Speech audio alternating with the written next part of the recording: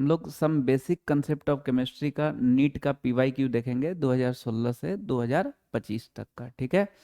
पहले क्या करेंगे ना कि कोई भी क्वेश्चन को पॉज करके अपने से बना लेंगे। अगर पहले से बनाए हुए हैं तो ठीक है, डायरेक्ट डिस्कशन देखो जो जो डाउट है। और अगर नहीं बनाए हुए हैं तो पहले पॉज करके बना लो कॉपी में, सबका आंसर लिख लो, उसके बाद फिर जब देखोगे तो अच्छा रहेगा। अगर बन गया तो ठीक, और नहीं बना तो देख लेंगे तो ठीक रहेगा, और बन गया तो आंसर मिला लेंगे कि है कि नहीं, ठीक है। चलो, तो पहला question, Dalton's atomic theory could not explain which of the following. Dalton's atomic theory इसमें से किसको एक्सप्लेन नहीं करेगा। तो सबसे पहला नंबर बात कि डाल्टन्स एटॉमिक थ्योरी क्या होता है। तो डाल्टन्स एटॉमिक थ्योरी में 5 बात लिखवाए हुए हैं कॉपी में, याद रखने को है ना। पहला, matter consist very small individual particles called atoms. Matter बहुत छोटा छोटा पार्टिकल्स से मिलके बनता है, जिसको बांटा ना जा सके उसी को क्या बोलते हैं, एटम्स बोलते हैं। ये एटम्स का डिफिनीशन भी एक तरह से है ना। दूसरा number, atoms of same element have similar properties. Same element का अगर एटम रहेगा तो उसका प्रॉपर्टीज सिमिलर होगा। तीसरा number, atoms of different element have different properties. Different element का अगर एटम रहेगा तो डिफरेंट प्रॉपर्टीज होगा। चौथा नंबर बताया गया कि कोई भी अगर कंपाउंड बनता है एलिमेंट से मिलके तो वो फिक्स रेशियो में मिला रहेगा। जैसे H2O तो दूगो H एगो O, ई नहीं कि कितनो H कितनो O मिला दिए तो H2O बन जाएगा, नहीं, फिक्स रेशियो में मिला रहेगा। और लास्ट नंबर है कि एटम ना ही क्रिएट होता है ना ही डिस्ट्रॉय होता है, मतलब जितना एटम रिएक्टेंट साइड उतना ही एटम प्रोडक्ट साइड। ये डाल्टन एटॉमिक थ्योरी हो गया, ठीक है। अब बोल रहा है कि किसको एक्सप्लेन नहीं करेगा। तो अब अगर ये चारों को जानते हैं तो लॉ ऑफ मल्टीपल प्रोपोर्शन क्या बोला जाता है कि कोई भी दो एलिमेंट से दो डिफरेंट कंपाउंड बने, एक का मास सेम रहता है दूसरा का मास डिफरेंट रहता है, उसका रेशियो सिंपल होल नंबर में आ जाएगा। तो बिल्कुल डाल्टन एटॉमिक थ्योरी में जो पांचों बात सुने हैं उससे हम लोग को लग रहा है कि इसको एक्सप्लेन करेगा। Law of gaseous volume, gaseous volume में क्या बोला गया कि दो गैस मिला के एक प्रोडक्ट बनेगा, दोनों गैस का volume ratio simple whole number में आना चाहिए, है ना। अब ये बात डाल्टन एटॉमिक थ्योरी का जो 5 को पॉइंट अभी बोले होंगे उसमें कहीं पे नहीं है, तो इसका आंसर क्या हो जाएगा, इसी को एक्सप्लेन नहीं कर रहा है तो इसका आंसर क्या हो जाएगा, law of gaseous volume. Law of conservation of mass इसको एक्सप्लेन कर रहा है। अभी क्या देखिए, atoms in a chemical reaction can neither be created not be destroyed. Atom ना ही क्रिएट होता है ना ही डिस्ट्रॉय होता है, तो जाहिर सी बात है एटम ना ही क्रिएट होता है ना ही डिस्ट्रॉयड। उसी तरह law of conservation of mass भी तो है, मास can neither be created not be destroyed, तो सही बात है। लॉ ऑफ कांस्टेंट प्रोपोर्शन क्या बताता है कि कोई कंपाउंड चाहे किसी भी सोर्स से आए उसका मास रेशियो क्या होता है, फिक्स होता है ना। ये तो साफ साफ डाल्टन एटॉमिक थ्योरी में है, तो किसको एक्सप्लेन नहीं किया, तो लॉ ऑफ गैसियस वॉल्यूम को एक्सप्लेन नहीं किया, तो इसका आंसर क्या हो जाएगा, 2 हो जाएगा, ठीक है भाई।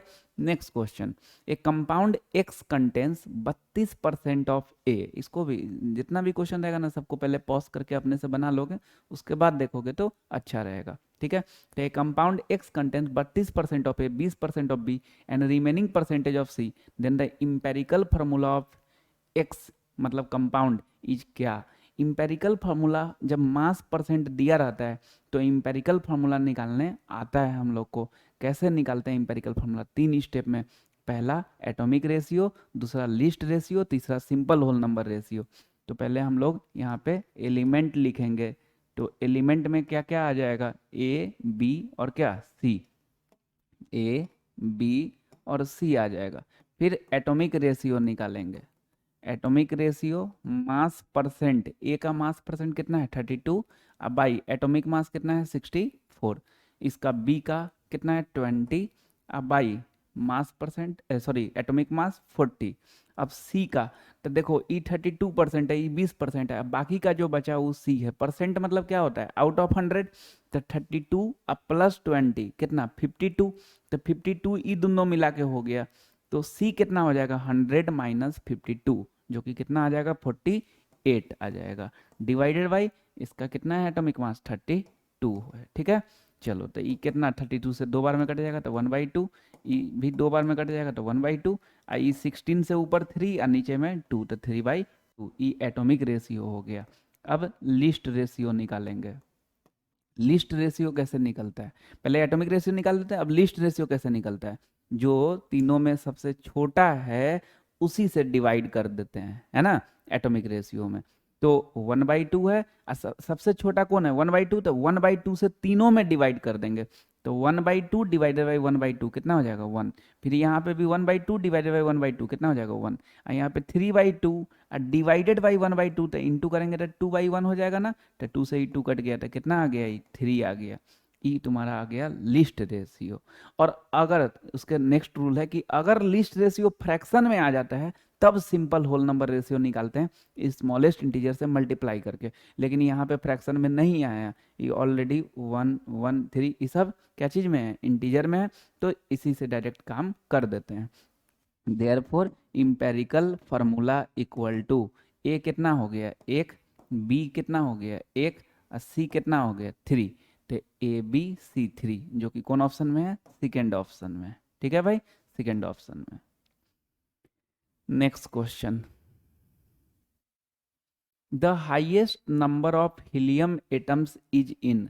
Highest number of helium atom, ये एनसीईआरटी में भी इस टाइप का क्वेश्चन है और बहुत बार पूछा जाता है। Highest number of helium atom is in, यहाँ पे बोल रहा है, पहला ऑप्शन में बोल रहा है 4 मोल। 4 मोल मतलब इसका अगर नंबर निकाला जाए तो एक मोल में तुम लोग जानते हो 6.022 इंटू 10⁻23, तो 4 मोल में क्या हो जाएगा? 4 इंटू 6.022 इंटू 10⁻23। अगर पहला ऑप्शन देखा जाए तो क्या हो जाएगा? 4 इंटू 6.022 इंटू 10 कितना? 23। इतना पार्टिकल्स होगा, इतना हीलियम एटम होगा, है ना। दूसरा में अगर देखा जाए तो 4U, तुम लोग ना U मतलब क्या होता है ना। U मतलब क्या? Relative atomic mass, atomic mass, gram atomic mass.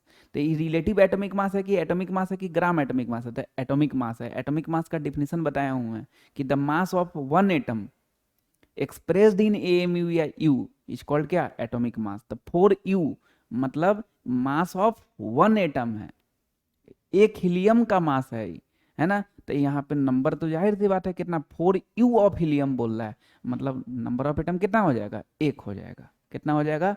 1 हो जाएगा, क्योंकि 4U बाई एक हीलियम का मास होता है ना 4U, तो 1 हो गया, है ना। तीसरा नंबर में बोल रहा है 4 ग्राम, तो 4 ग्राम ऑफ हीलियम। तो इससे पहले क्या निकाल लो? इसको डायरेक्ट ही नहीं कि 4 ग्राम बाई 4 ग्राम कर दीजिए सर, नहीं। अरे ग्राम एटॉमिक मास का तुम डिफिनेशन याद किए हुए, the mass of 1 mole of atoms expressed in gram. तो ये 1 मोल का मास है, ये 1 मोल का मास है ना। तो इसका सबसे अच्छा निकालने का क्या है कि मास है 4, अब बाई मोलर मास भी 4, तो ई हो गया 1 मोल हो गया। 1 मोल मतलब तुम जानते हो 6.022 इंटू 10 कितना? 23। ठीक है, ये सीधे 1 होगा, ये नहीं कि इस केस में हम लोग निकालने लगेंगे, नहीं, ये सीधे 1 एटम होगा। और चौथा में क्या बोला हुआ है? 2.27, उसको अप्रोक्स में ले लो ना, 2.27, बहुत नौटंकी किए हुआ है। अब बाई 22.4, नंबर ऑफ मोल का फॉर्मूला होता है वॉल्यूम बाई 22.4 STP पे, है ना। तो ई देखो सीधे ऐसे ही अप्रोक्स में सोचो, ई पॉइंट हटाओगे तो ऊपर में 10, ई पॉइंट हटाओगे तो ऊपर में 10, ई पॉइंट हटाओगे तो नीचे में 100। ठीक है, काट दो इसको, अप्रोक्स में 0 से 0 काट दिए। ऑब्जेक्टिव क्वेश्चन ऐसा ही बनाते हैं, नहीं नहीं पूरा दिल से लेके बनाएंगे। तो 1/10 मतलब 0.1, 0.1 मतलब 10⁻⁻1 इंटू 6.022 इंटू 10⁻23। इधर 0.1 मोल ना हुआ जी, तो 0.1 पहले लिख देते हैं, 0.1 मोल हुआ।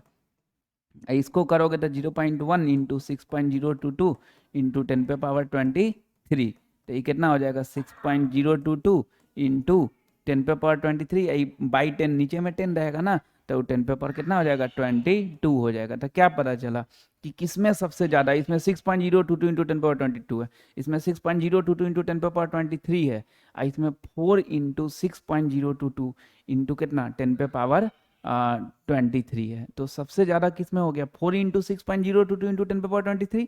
तो इसलिए इसका आंसर क्या हो जाएगा? 4 मोल ऑफ हीलियम, आंसर 1 हो गया। ठीक है भाई, next question,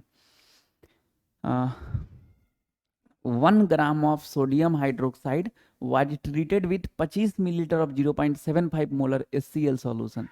The mass of sodium hydroxide left unreacted is equal to, देखो 1 ग्राम ऑफ सोडियम हाइड्रोक्साइड मतलब NaOH है, ठीक है। हाँ, ट्रीटेड विथ मतलब मिल रहा है किसके साथ? HCl के साथ, HCl के साथ मिल रहा है। इसके साथ जब मिलता है तो क्या बनता है? NaCl अब प्लस क्या, H2O, NaCl प्लस H2O। कुछ लोग को थोड़ा रिएक्शन में दिक्कत होता है, हालांकि जो ठीक ठाक से 9-10 पर रहता है उनको दिक्कत नहीं होता है इस टाइप का रिएक्शन में, तो ऑलरेडी आ रहा है। लेकिन कुछ लोग को दिक्कत होता है, तो वो घबराना नहीं है, वो देखते देखते प्रैक्टिस करते करते ठीक हो जाता है। चलो ठीक है, खैर ये बना। अब यहाँ पे सोडियम हाइड्रोक्साइड का कितना ग्राम दिया हुआ है, 1 ग्राम दिया हुआ है। वाइज ट्रीटेड विद 25 मिलीलीटर, इसका 25 मिलीलीटर दिया हुआ है, और 0.75 मोलरिटी दिया हुआ है। और the mass of sodium hydroxide left unreact, मतलब ये जो बच जाएगा, कितना मास बच जाएगा ये पूछ रहा है। ये कौन बच जाता है, excess reactant. Limiting reagent excess reactant का कंसेप्ट बताए होंगे।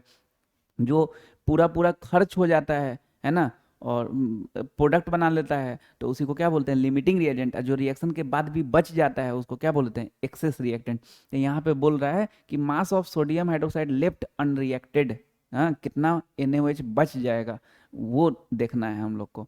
तो पहले ना इससे हम लोग HCl का मोल निकाल लेते हैं। तो मोलरिटी दिया हुआ है, तो मोलरिटी इक्वल टू हम लोग क्या जानते हैं, मोल बाई वॉल्यूम जानते हैं। मोलरिटी 0.75 डाले, ठीक। तो मोल भी किसका निकलेगा, HCl का, क्योंकि मोलरिटी HCl का, वॉल्यूम HCl का, तो मोल भी HCl का, मोल ऑफ HCl। अब by volume 25 millilitre, volume litre में होता है ना मोलरिटी का, number of mole of solute by volume of solution in litre. तो 25 मिलीलीटर लीटर में करेंगे तो 22,000, वो 1000 कहाँ चला जाएगा, ऊपर चला जाएगा।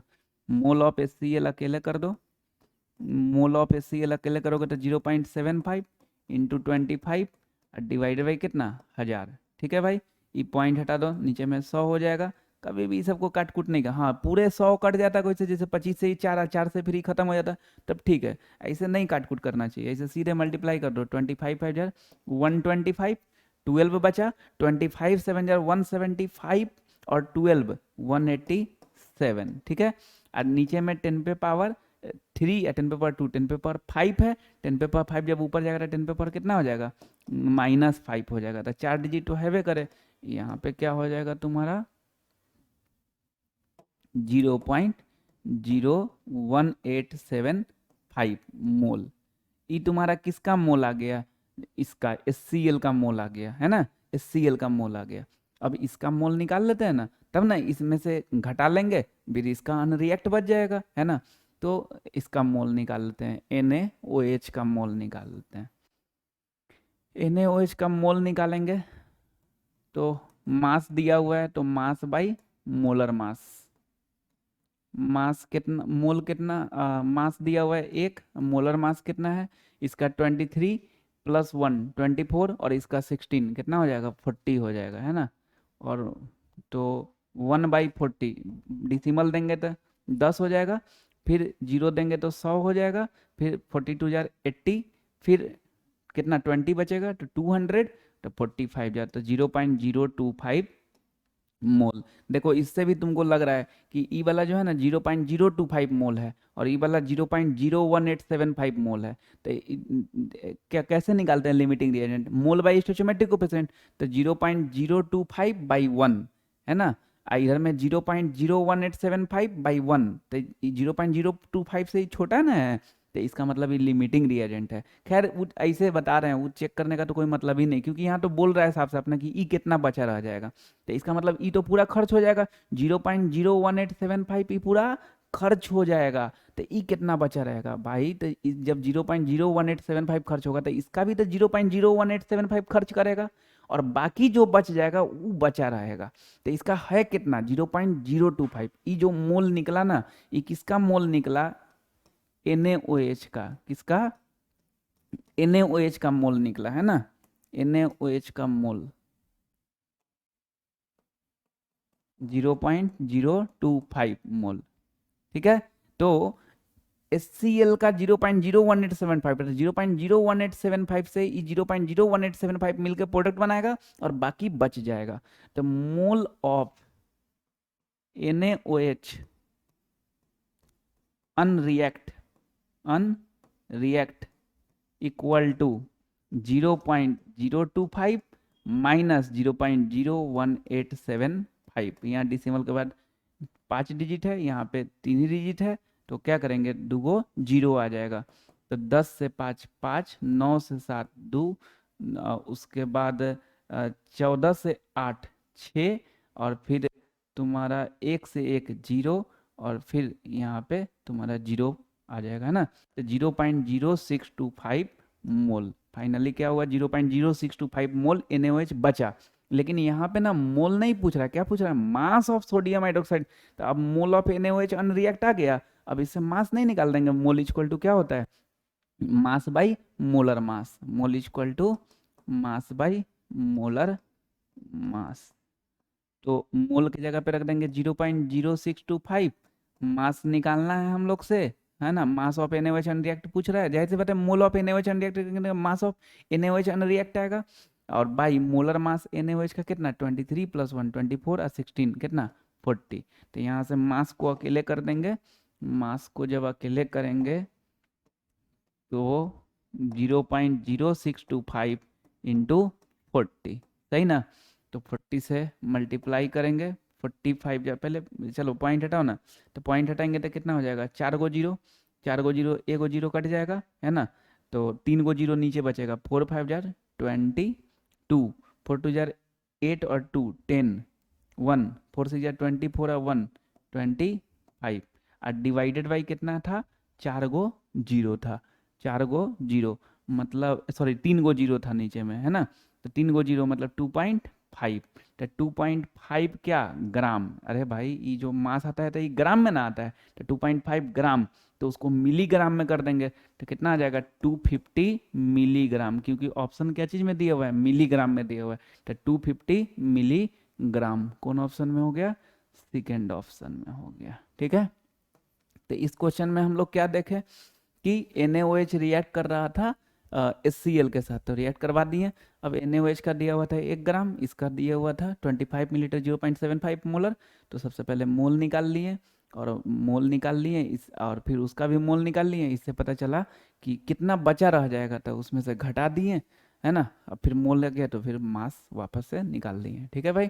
नेक्स्ट क्वेश्चन देखोगे, weight in gram, weight bracket में क्या लिखा हुआ है, gram, weight in gram of 2 mole of organic compound which is obtained by heating sodium ethanoate with sodium hydroxide in presence of calcium oxide is क्या। ये बात थोड़ा फिर देखो, अभी कुछ थोड़ा सा सुन लोगे कुछ दूर, तो वो फिर समझ में आने लगेगा। ये 11th वालों के लिए बोल रहे हैं, लेकिन वही जो ड्रॉपर होगा ठीक ठाक से पहले अगर थोड़ा सा पढ़े हुआ है तो फिर उनको समझ में आएगा। लेकिन जो 11th में है उन लोगों को थोड़ा सा परेशानी होता है, क्योंकि ये जो रिएक्शन है ये 12th क्लास में ऑर्गेनिक में सीखेंगे, और जो कंसेप्ट है वो 11 का some basic concept of chemistry का है। तो ये नहीं कि इसको इग्नोर मार देंगे, सीख लेंगे ना, दिमाग में कर लेंगे, अच्छा रहेगा।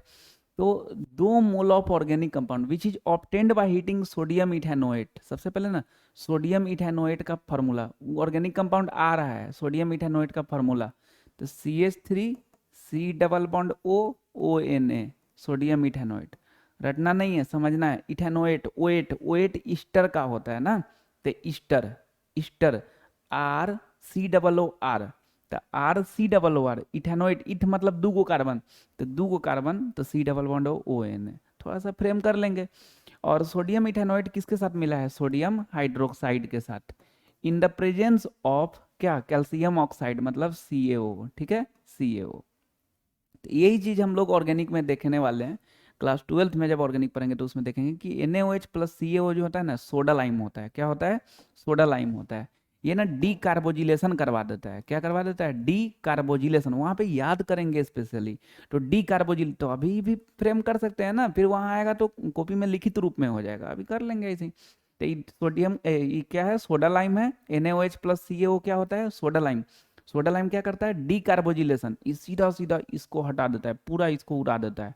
डी कार्बोजिलेशन मतलब कार्बोक्साइल ग्रुप को हटा देता है। तो COONA पूरा ग्रुप को हटा देगा, तो बच कट ही जाएगा CH3, और वैलेंसी पूरा करने आ जाएगा CH4, और वो सब पूरा जो हटा ना वो सब बाई प्रोडक्ट में चला जाएगा Na2CO3। ये समझ में आ गया। मेन प्रोडक्ट क्या हो गया CH4, बाई प्रोडक्ट क्या हो गया Na2CO3। फिर से एक बार, NaOH प्लस CaO क्या है, सोडा लाइम है।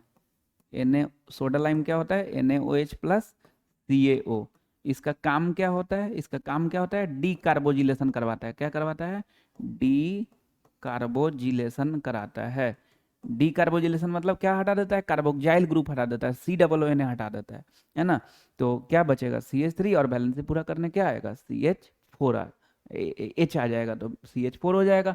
अब देखो, अब इसके आगे 11 क्लास का क्वेश्चन हो गया कि weight in gram of 2 mole of organic compound which is obtained by heating salt, इसके बारे में बोल रहा है, ये तो बाई प्रोडक्ट है ना, तो इसके बारे में बोल रहा है कि 2 मोल है, 2 mole of organic compound which is obtained by heating sodium ethanoid with sodium oxide in the presence of calcium oxide. तो ये 2 मोल है, इसी का कथी पूछ रहा है वो, वेट मतलब मास पूछ रहा है, इसका मोल दिया हुआ है और क्या पूछ रहा है, मास पूछ रहा है। तो क्या लगा दें, मोल का क्या फॉर्मूला लगा दें, mass by molar mass, mole is equal to mass by molar mass. ठीक है, मोल के जगह पे कितना रख दें, 2, मास निकालना है। अब भाई मोलर मास इसका 12, कार्बन का एटॉमिक नंबर 6 ना, तो एटॉमिक मास 12 और इसका 4, कितना हो जाएगा 16। तो मास को अकेले कर दो, तो 2 इंटू 16 कितना हो जाएगा 32 ग्राम, 32 ग्राम। कौन सा ऑप्शन हो गया, 1। ठीक है, चलो भाई next question. What mass of 95% pure CaCO3 will be required to neutralize 50 ml of 0.5 molar HCl solution according to the following equation। ये रिएक्शन दिया हुआ है, कभी भी रिएक्शन दिया रहे ना तो पहले जिसका जिसके बारे में दिया हुआ है उसको लिख देना चाहिए उसके नीचे, तब अपने दिमाग काम करने लगता है। रिएक्शन लिख दिए, अब क्या देख रहे हैं, वाट मास ऑफ 95% CaCO3 इसका पूछ रहा है। ठीक है, रिक्वायर टू न्यूट्रलाइज 50 मिलीलीटर, इसका 50 मिलीलीटर वॉल्यूम दिया हुआ है, 0.5 मोलर मोलरिटी दिया हुआ है अकॉर्डिंग टू द फॉलोइंग। ठीक है, और इसका मास पूछ रहा है 95% में, तो पहले इसका मोल निकाल लें हैं, क्योंकि देखो इसका मोल निकालेंगे तो स्टोइचोमेट्रिक कैलकुलेशन लगाएंगे, और फिर जब मोल आ जाएगा तो फिर मास निकाल लेंगे, और जब मास आ जाएगा तो 95% ऑफ बोल रहा है ना, तो उससे फिर निकालेंगे। कैसे, पहले इसका मोलरिटी वाला फार्मूला लगा देते हैं, molarity is equal to number of mole of solute by volume of solution in litre. Molarity के जगह पे 0.5 रख दिए, नंबर ऑफ मोल निकाल रहे हैं बाई वॉल्यूम 50 मिलीलीटर दिया हुआ है, लीटर में करेंगे तो बाई 1000, तो 1000 ऊपर चल जाएगा, नंबर ऑफ मोल को अकेले कर देंगे, 0.5 इंटू 50/1000। सही है, पॉइंट हटा देंगे, 10 हो जाएगा, एक जीरो से एक जीरो कट गया, 5 5 जाए 25 इंटू 10⁻³ नीचे है तो ऊपर में 10⁻³ ये तुम्हारा आ गया 20। चलो, तो यहाँ पे मोल ऑफ HCl आ गया। अब किसी रिएक्शन में जब एक के बारे में दिया रहता है दूसरे के बारे में पूछ रहा होता है तो क्या करते हैं, स्टोइचोमेट्रिक कैलकुलेशन लगाते हैं। तो क्या करेंगे, मोल ऑफ CaCO3, मोल को स्मॉल n से डिनोट करते हैं, by 1 equal to mole of HCl अब बाई पीछे वाला 2, इसका पीछे वाला कुछ नहीं था तो 1 इसका। ठीक है, ये कर दिए। यही करते हैं स्टोइचोमेट्रिक कैलकुलेशन का कंसेप्ट में। अब मोल ऑफ CaCO3 का क्या चाहिए, मास चाहिए, तो मोल का मास वाला फॉर्मूला लगा देते हैं।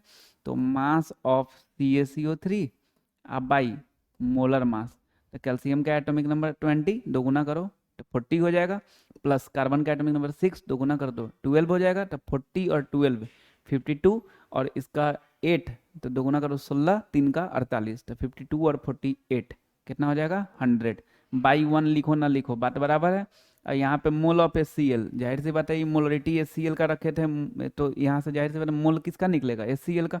तो कितना रखेंगे 25 इंटू 10⁻³ अब बाई कितना 2। ये अब मास ऑफ CaCO3 को अकेले कर दिए, मास ऑफ CaCO3 को अकेले करेंगे तो 25 इंटू 10⁻³ बाई 2 इंटू 100। ठीक है, तो 10⁻³ 10⁻2 100 मतलब 10⁻2, तो -3 + 2 -1, -1 मतलब बाई 10, तो 2.5 अब बाई 2 1.25। ठीक है, अब यहीं पे कुछ बच्चा क्या करता है, मारता है 4 उड़ा देता है, नहीं, लेकिन ध्यान रखना ये तो तब होता ना 1.25 ग्राम तब आता ना जब सीधे सीधे मास ऑफ CaCO3 पूछ रहा होता। सही बात है कि नहीं, तब ना भाई इसके बारे में दिया था उसके बारे में मास पूछता तो लगा देते हैं, लेकिन यहाँ पे बोल रहा है कि 95% प्योर CaCO3 का कितना मास होगा, पूरा पूरा नहीं, सीधे नहीं बोल रहा है कि मास ऑफ CaCO3 निकालो। 95% प्योर CaCO3 का, 95% मतलब 95/100, 95% ऑफ प्योर CaCO3, उसका क्या मान लिए, x इक्वल टू कितना आ गया, 1.25 आ गया। 95% प्योर CaCO3 किए तो कितना आ गया, 1.25। और ये जो x निकलेगा ये तुम्हारा 95% वाला का आ जाएगा ना, तो ये x निकालना है, तो इक्वल टू क्या हो गया, 1.25 इंटू 100 डिवाइडेड बाई कितना, 95।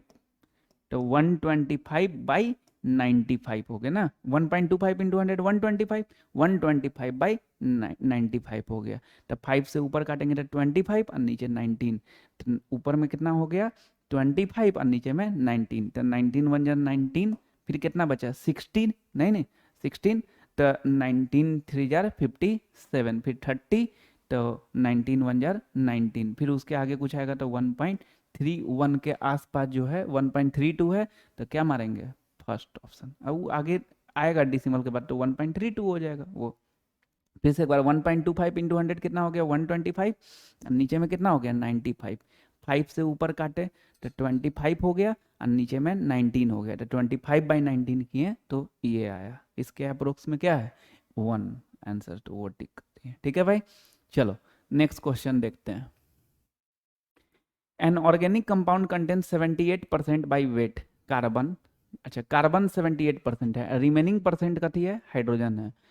इंपेरिकल फॉर्मूला निकालना है। अभी इंपेरिकल फॉर्मूला का एक क्वेश्चन आया था, उसमें क्या देखे थे, कभी भी इंपेरिकल फॉर्मूला का क्वेश्चन रहता है सबसे पहले एलिमेंट लिखते हैं ना, मास परसेंट दिया रहता है और इंपेरिकल फॉर्मूला निकालना होता है तो पहले एलिमेंट लिखते हैं। कौन कौन सा एलिमेंट है, कार्बन और हाइड्रोजन, कार्बन और हाइड्रोजन।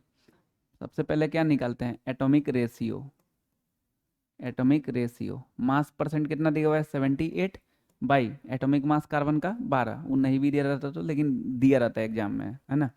हाइड्रोजन का कितना 78% है ही, तो हाइड्रोजन का कैसे निकालेंगे, 100 - 78, 100 - 78 कितना 22, तो 22/1। ठीक है, चलो इसको फ्रैक्शन में करना अच्छा नहीं रहेगा क्योंकि फिर बड़ा रहेगा ना वैल्यू, तो उसको इसीलिए क्या करते हैं डिसिमल में कर देते हैं। तो डिसिमल में करेंगे तो क्या हो जाएगा 12 6 जार 72, फिर 6 बचा 60, 12 5 जार 60, यहाँ पे 22, फिर यहाँ पे लिस्ट रेशियो तो 6.5 और 22, लिस्ट रेशियो कैसे निकालते हैं, जो छोटा रहता है उसे डिवाइड कर देते हैं ना, तो 6.5 डिवाइड बाई 6.5 1 हो जाएगा, और यहाँ पे 22/6.5, ये पॉइंट हटाएंगे तो ऊपर में 10 हो जाएगा, 5 से ही 2 हो जाएगा, 5 से ही 13 हो जाएगा, तो ये 44/13 है ना, तो 13 3 जार 39, और फिर 13 3 जार 39, और फिर कितना बचा 5 बचा, है ना, तो 50, फिर 13 3 जार 39, इसको हम लोग क्या करते हैं कभी भी जब डिसिमल में करते हैं तो अप्रोक्स में लेते हैं, नहीं तो ऐसे लेंगे ना फिर फंस जाएंगे 3.3, तो फिर उसको फ्रैक्शन में भी नहीं कर सकते हो। 3.5 अगर रहता था चलो ठीक है, उसको फ्रैक्शन में रहता तो small simple whole number ratio निकालते, इसका नहीं निकाल सकते हैं, इसीलिए इसका लिस्ट रेशियो ये 1, इसको अप्रोक्स में क्या लेंगे 3 लेंगे, और इतने पे इंपेरिकल फार्मूला बता देंगे। सी कितना हो गया 1, एच कितना हो गया 3, तो CH3 कौन सा ऑप्शन में, तीसरा नंबर ऑप्शन में, ये कर देंगे। समझ में आया। अगर यहाँ पे डिसिमल में जब आए ना, तो डिसिमल में आया तो जब 3.3 है तो 3 के अप्रोक्स लोगे तो उतना ही पे कर दो काम। हाँ अगर 3.5 होता 3.9 होता तो फिर उसका फिर उसके हिसाब से करते हैं, लेकिन ये जब आ जाए तो फिर उसको ठीक है इस टाइप से। नेक्स्ट क्वेश्चन भाई, 1 mole of carbon atom weight 12 gram, the number of atom in its equal to, बड़ा इजी क्वेश्चन है, अब बहुत खूब घुमा रहा है, खूब घुमाने का क्वेश्चन सीधा भाई। कार्बन का मोल कितना दिले है 1, और क्या निकालना है और नंबर ऑफ एटम निकालना है। देखो क्वेश्चन देखो क्या पूछ रहा है, मोल दिया हुआ है और क्या निकालना है नंबर ऑफ एटम दिया हुआ है। एक मोल में कितना एटम होता है, एक मोल में कितना एटम होता है 6.022 इंटू 10⁻23, तो सीधे टिक कर देंगे। और खूब नौटंकी ये वो बतियाया हुआ है कि बच्चा नाचे इसमें आराम से, तो खूब सीधा कि क्वेश्चन कार्बन का 1 मोल दिले है और नंबर ऑफ एटम्स निकालना है, तो 1 मोल में कितना पार्टिकल्स, 6.022 इंटू 10⁻23 पार्टिकल्स होता है ना। तो ठीक है, question option 4। Next question, which one of the following has maximum number of atoms. अब तो हमको लगता है तुम लोग ये बना लोगे कि अभी इस टाइप का क्वेश्चन देखे थे, मैक्सिमम नंबर ऑफ एटम तो क्या निकाल लेते हैं, मोल निकाल लेते हैं। क्या निकाल लेते हैं, सबका मोल निकालते हैं। तो इसमें जैसे पहला नंबर का मोल निकालोगे तो मास है 1, अब बाई मोलर मास कितना, मैग्नीशियम का 24 है ना। फिर दूसरा का ये नहीं कि डिसिमल में करने लगना था तो हो गया फिर नीट निकल गया, ऐसे करोगे तो है ना, सीधे ऐसे ही बस मोल सबका लिखो। मास कितना है, मास 1 बाई मोलर मास, ऑक्सीजन का 16, 2 गो है तो कितना हो जाएगा, 32 हो जाएगा। तीसरा का मोल 1, अब बाई मोलर मास लिथियम का 7, 4 मोल 1 बाई सिल्वर का 108। ठीक है, अब जिसका मोल ज़्यादा उसका नंबर ऑफ एटम ज़्यादा, क्योंकि 1 मोल में कितना पार्टिकल्स होता है, 6.022 इंटू 10⁻23 पार्टिकल्स होता है। तो किसका इसमें से किसका मोल ज़्यादा, तो ऊपर में सब में 1 1 1, तो नीचे में जिसका कम रहेगा तो ओवरऑल उसका ज़्यादा होता है, तो नीचे में यहाँ कम मतलब ओवरऑल ज़्यादा। ठीक है, तो इसका मोल ज़्यादा, तो जाहिर सी बात है क्या हो जाएगा, इसका नंबर ऑफ एटम्स भी ज़्यादा हो जाएगा। इस टाइप का क्वेश्चन एनसीईआरटी में भी है और इससे थोड़ा अच्छा ही है, उसमें गोल्ड भी है ऑप्शन में। चलो next question, the density of 2 molar aqueous solution of NaOH is 1.28 ग्राम पर सेंटीमीटर क्यूब। सेंटीमीटर क्यूब को ही मिलीलीटर भी बोलते हैं, ठीक है।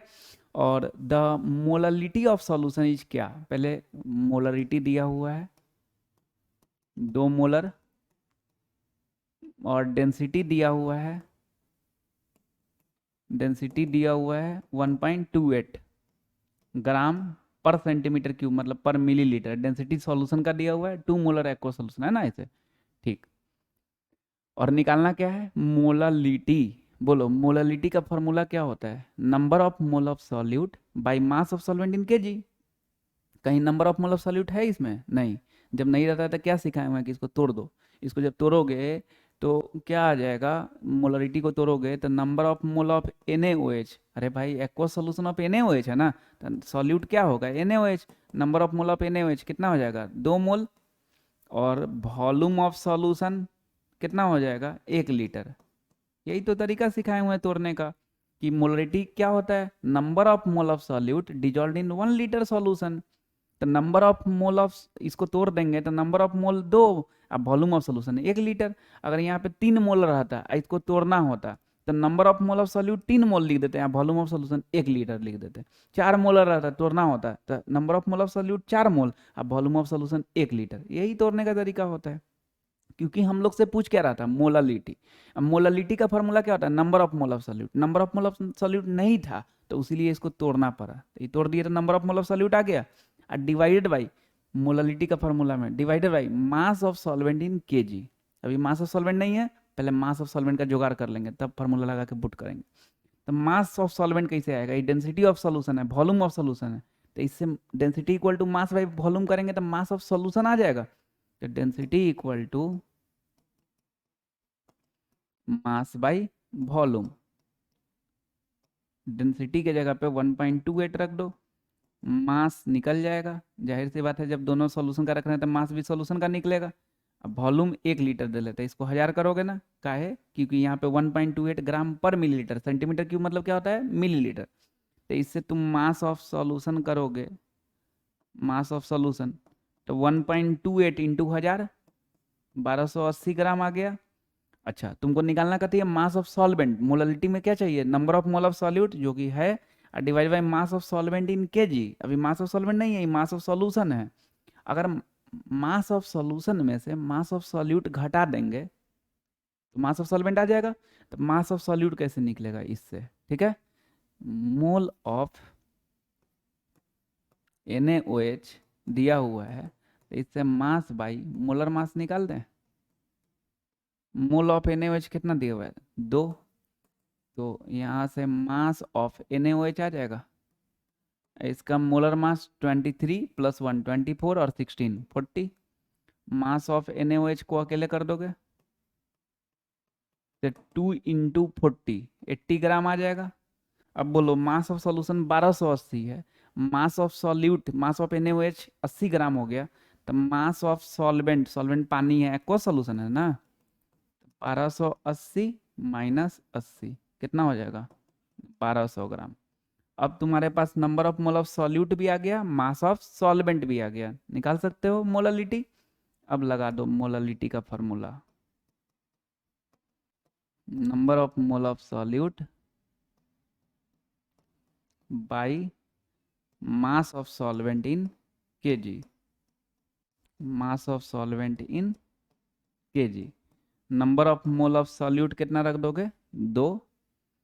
अब मास ऑफ सॉल्वेंट 1200, ई ग्राम में है तो केजी में 22,000, तो ऊपर में 1000 चल जाएगा, 2 गो जीरो से 2 गो जीरो कट गया, 2 से ही 6 हो गया, 2 से ही 3, 2 से ही 5, तो 5/3 सही ना, 3 1 जार 3, फिर 20, फिर 6 6 आता जाएगा तो 67 बोल देंगे उसको, तो 1.67 स्मॉल m, तीसरा नंबर ऑप्शन।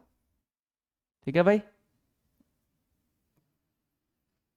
तो दो चीज इसमें दिया हुआ था, एक तो मोलारिटी दिया हुआ था और दूसरा डेंसिटी दिया हुआ था, और पूछ क्या रहा था, मोलालिटी।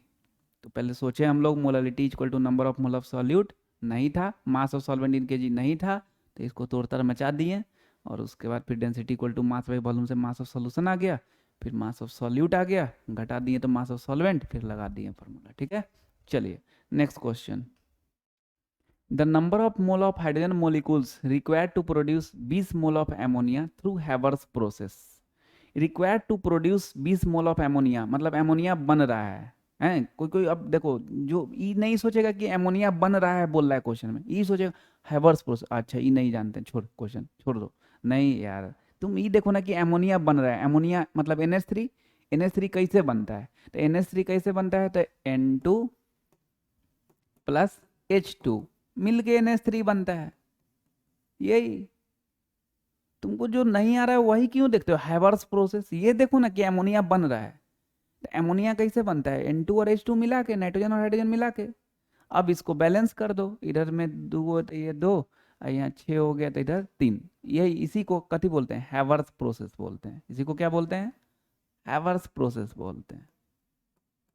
ठीक है, हैवर्स प्रोसेस बोलते हैं, ध्यान में रख लेना थोड़ा, हैवर्स प्रोसेस में क्या बनता है, एमोनिया बनता है, और वो मत दिमाग में रखना कि एमोनिया कैसे बनता है, उसी सीधे N2 और H2 उसके बाद बैलेंस कर देना, ये नहीं कि रिएक्शन में रट ले रहना पूरा।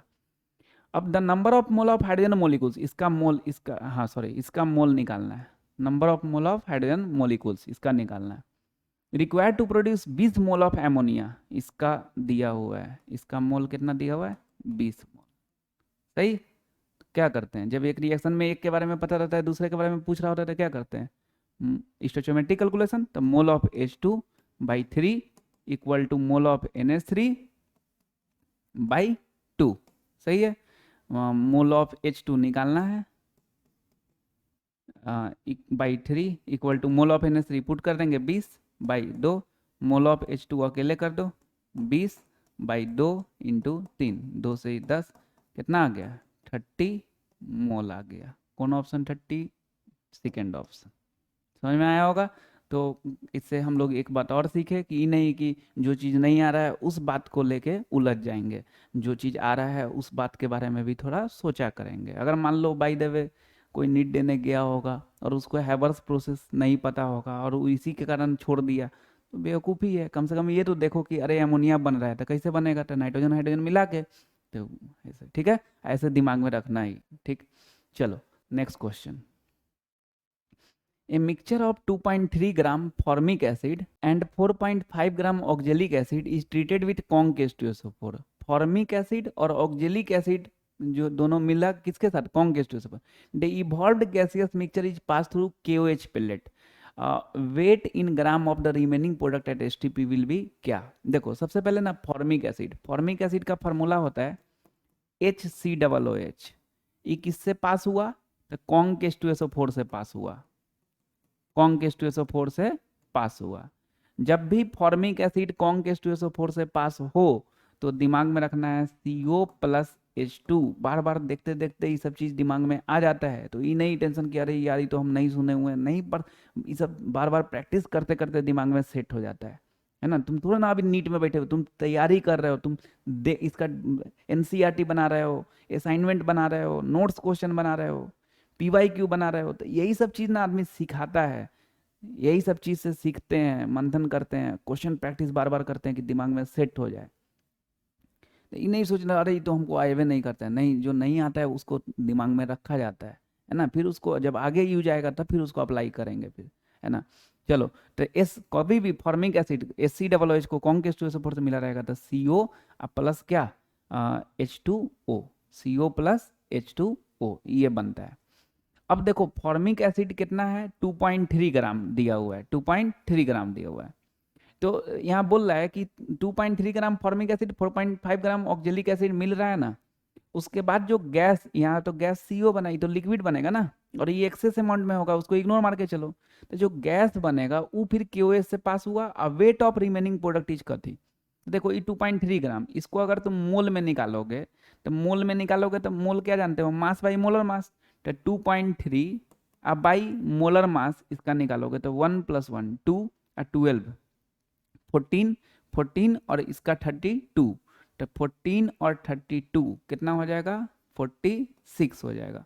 पॉइंट हटाएंगे तो नीचे में 10 हो जाएगा, 23 से 2, तो 1/20, 1/20, 1/20 मतलब 0.05, तो ई बउआ T = 0 पे 0.05, ये मोल निकाल लिए तो 0.05, T = 0 पे, जब ये 0.05 होगा उस समय ई कितना होगा, 0। स्टार्टिंग में सिर्फ और सिर्फ रिएक्टेंट होता है, प्रोडक्ट नहीं रहता है। जब कुछ समय बढ़ता है तब जाके ई खत्म होता है, घटता है और ई बढ़ते जाता है ना। फिर एक समय ऐसा आता है जब ये पूरा खत्म हो जाता है और प्रोडक्ट पूरा बन जाता है, ठीक। तो ये 0.05 है, ये कितनी है, 0 है, वो एक्सेस अमाउंट में रहता है तो इसलिए उसको इग्नोर मार के चलते हैं। पानी कभी भी रिएक्शन में रहेगा उसको इग्नोर मार के चलना। ये कितना हो जाएगा यहाँ पे बाद में फिर 0, ये T = 0 पे है, T = T पे है, ये बाद में खत्म 0, तो ये कितना हो गया 0.05। यही तो गैस का ही तो पूछ रहा है। अच्छा ध्यान रखना ये मोल में है, कितने में है, ये मोल में है सब, है ना। तो अब ये 0 यहाँ से गैस का आ गया 0.05 मोल। उसी तरह ऑक्जेलिक एसिड भी किससे पास हुआ, H2SO4 से, कौन के H2SO4 से, तो ऑक्जेलिक एसिड मतलब H2C2O4, ये भी पास हो गया कौन के H2SO4 से। इसका product CO + CO2 + H2O, formic acid का क्या हो जाएगा, CO + H2O, ऑक्जेलिक एसिड का CO + CO2 + H2O। इसमें भी वही कहानी है कि 4.5 ग्राम दिया हुआ है, 4.5 ग्राम दिया हुआ है, तो इसका भी मोल निकालते हैं। तो मोल इक्वल टू क्या होता है, mass by molar mass, molar mass इसका 2 और 24, 26 और 64, 90, ठीक है, 90, तो 4.5/90, पॉइंट हटाएंगे तो फिर यहाँ पे भी 10, 45 से ही 2, तो 1/20, 1/20 इसको भी करेंगे तो कितना आ जाएगा 0.05, तो T = 0 पे इसका 0.05 मोल है, और ई कितना रहेगा 0, ई भी कितना रहेगा 0, ई क्यों नहीं लिख रहे हैं, क्योंकि एक्सेस अमाउंट में, ठीक। अब क्या होगा जब कुछ समय बढ़ेगा तो ई कितना हो जाएगा 0, और ई 0.05 बन जाएगा, और ई भी 0.05 बन जाएगा, ठीक है। तो क्वेश्चन में क्या बोल रहा है कि फॉर्मिक एसिड और ऑक्जेलिक एसिड का जो मिक्सचर है वो कौन के H2SO4 से पास हो रहा है, तो फॉर्मिक एसिड कौन के H2SO4 से पास हुआ था, ये प्रोडक्ट बना, इसमें 2.3 दिया हुआ था, तो इसका मोल निकाले तो 0.05 आ गया। स्टार्टिंग में 0.05 है, ये 0 है, बाद में ये 0 हो जाएगा, ये 0.0, तो यहाँ से गैस का मोल कितना आया 0.05, यहाँ पे गैस का मोल कितना है 0.05 और 0.05, मतलब समझ रहे हो, यहाँ से 0.05, यहाँ से 0.05, यहाँ से 0. अब ये पूरा मिक्सचर को किससे पास करवा दिया गया, KOH से पास करवा दिया गया। एक बात ध्यान में रखना, जब KOH से पास होता है तो KOH का पेलेट से जब पास होता है तो उस CO2 को, कार्बन डाइऑक्साइड गैस को एब्जॉर्ब कर लेता है। कार्बन डाइऑक्साइड को क्या करता है, एब्जॉर्ब, इसमें ऐसा प्रॉपर्टी होता है KOH में जो कार्बन डाइऑक्साइड को क्या करता है, एब्जॉर्ब कर लेता है। अब तुम सोचो ये KOH CO2 का जो 0.05 है पूरा सोख लेगा, तो बच जाएगा यहाँ पे 0.05 CO का और यहाँ पे 0.05 CO का, तो अब इन दोनों का मिला देंगे तो ये दोनों को अगर मिला देंगे तो mole of total mole of CO अगर देखेंगे तो कितना आ जाएगा 0.05 अब प्लस 0.05 जो कि कितना हो जाएगा 0.10 मोल हो जाएगा। बोलो इतना समझ में आया। इसमें क्या हुआ कि पहले हम लोग रिएक्शन करा दिए, ये लिख दिए, ठीक। उसके बाद क्या देखें कि ये जो CO2 ये तो एक्सेस अमाउंट में तो कोई मतलब ही नहीं है। ये सब क्या हुआ KOH से पास करवाया गया। जब KOH से पास करवाया तो CO2 एब्जॉर्ब कर लेगा, तो बचेगा क्या, यहाँ पे CO 0.05 है, यहाँ पे CO 0.05, तो मोल ऑफ CO 0.05 प्लस 0.05 कितना हो जाएगा 0.10 टोटल मोल मिक्सचर का 0.10। और क्या पूछ रहा है, weight in gram of the remaining product, इसी का मास पूछ रहा है, इसी का मास पूछ रहा है। बोलोगे सर रिमेनिंग प्रोडक्ट कैसे, अरे यार CO2 भी ना था, इसको एब्जॉर्ब कर लिया कि नहीं, तो इसी का मास पूछ रहा है। तो मोल का क्या फॉर्मूला होता है, मास बाई मोलर मास। तो मोलर मास इसका 12, इसका 16, कितना हो गया 28 इक्वल टू 0.10। भाई तुम्हारे पास मोल है, मास निकालना है, तो क्या करोगे, मास बाई मोलर मास, तो मास बाई इसका, ठीक है। तो मास को अकेले करोगे 0.10 इंटू 28, मतलब 0.1 को 0.10 को 0.1 बोल सकते हैं, पॉइंट हटाएंगे तो 10, 28/10 कितना 2.8 ग्राम।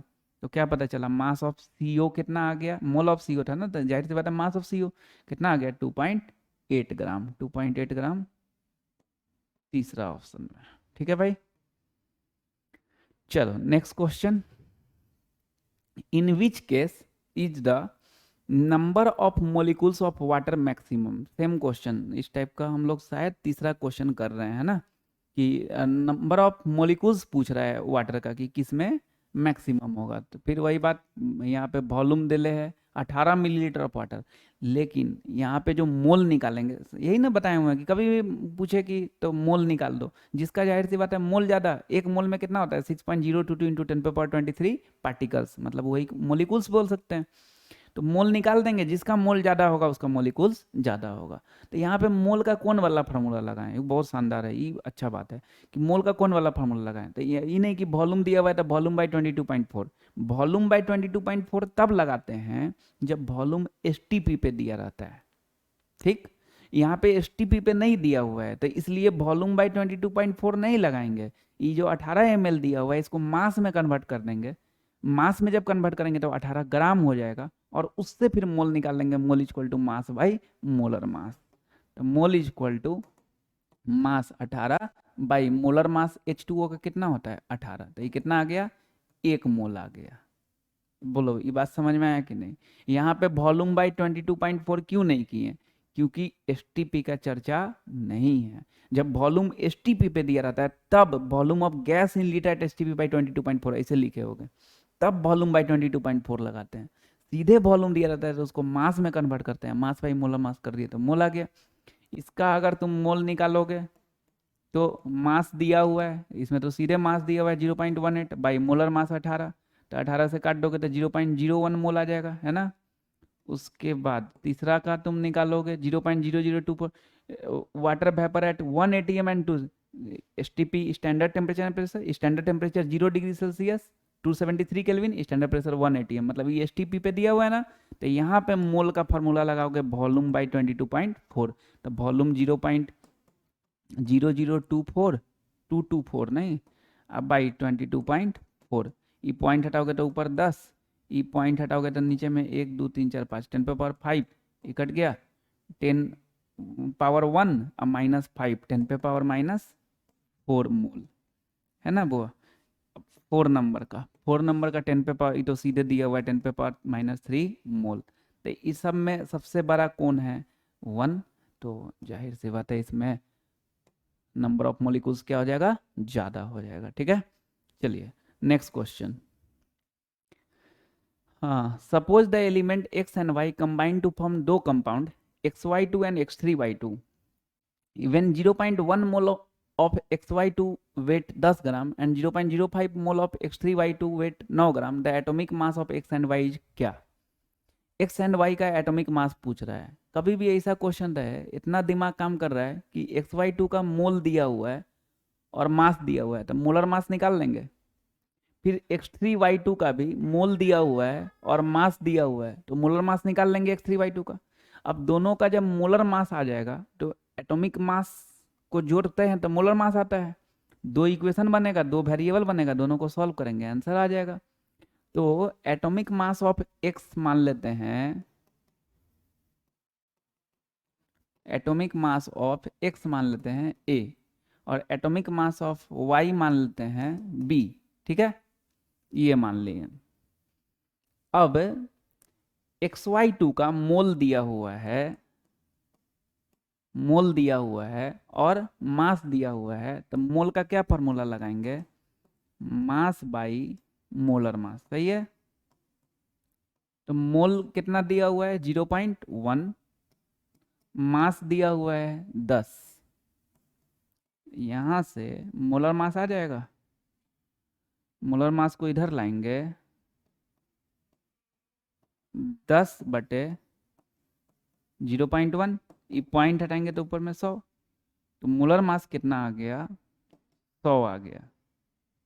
ठीक, अब इसका तुम मोलर मास निकालोगे XY2 का, तो कैसे निकालते हो, जैसे H2O का अगर तुमको मोलर मास निकालना तो कैसे निकालते हैं, हाइड्रोजन का एटॉमिक नंबर 1, एटॉमिक मास भी 1, एक हाइड्रोजन का 1, तो 2 का 2 × 1, ऐसा करते हो, 2 × 1 2 आता है, तो सीधे 2 लिख दो, तो प्लस इसका 16, इस तरह से कर, क्योंकि एक ही ऑक्सीजन है। एकदम सेम वही प्रकार से यहाँ पे तुम एटॉमिक मास ए का कितना, एक्स का क्या माने हो ए, और वाई का क्या माने हो बी, तो इसका ए गो है तो ए, प्लस वाई का एगो है 2 गो, तो कथी हो जाएगा 2b।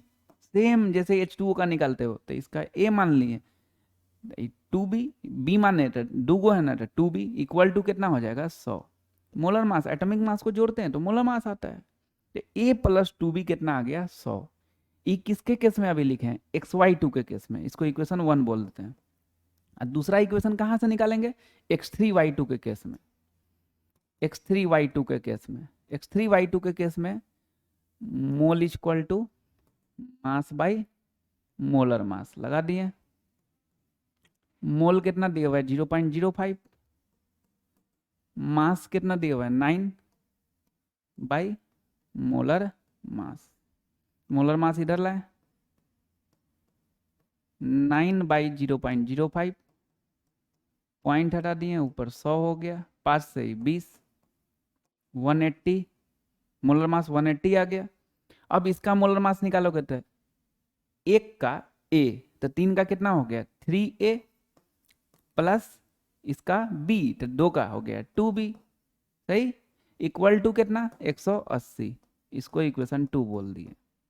दूगो इक्वेशन, दूगो वेरिएबल सॉल्व करेंगे, ए और बी निकल जाएगा, दोनों का एटॉमिक मास आ जाएगा। क्या करें, कैसे सॉल्व करें, यहाँ भी 2b है, यहाँ भी 2b है, घटा देंगे तो कट जाएगा, तो ए निकल जाएगा। तो क्या करते हैं, equation 2 minus equation 1, equation 1 minus equation 2 भी करोगे तो आ जाएगा, ऐसा नहीं, क्योंकि 2b कट जाएगा ना, तो जाहिर सी बात है दूसरा का आ जाएगा। 2 - 1 इसलिए करेंगे 3a - a, कितना हो जाएगा 2a, equal to 2b - 2b, खत्म, 180 - 100 80, तो ए कितना हो गया 40।